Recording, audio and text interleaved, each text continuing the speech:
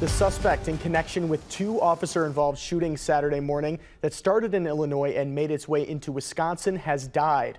One officer was also injured.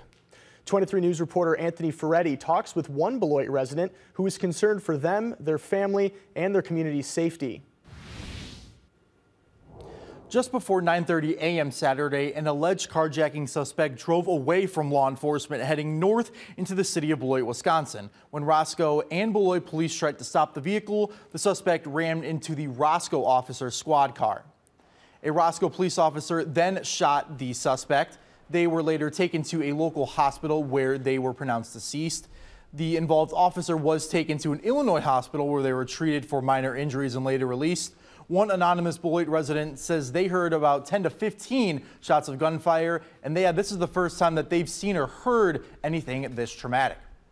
I hope everyone is safe and finds this as a lesson to just do the right thing. That's all I want, is everyone to just do the right thing. I want to have my 2-year-old play outside without a fear that anything like this will happen.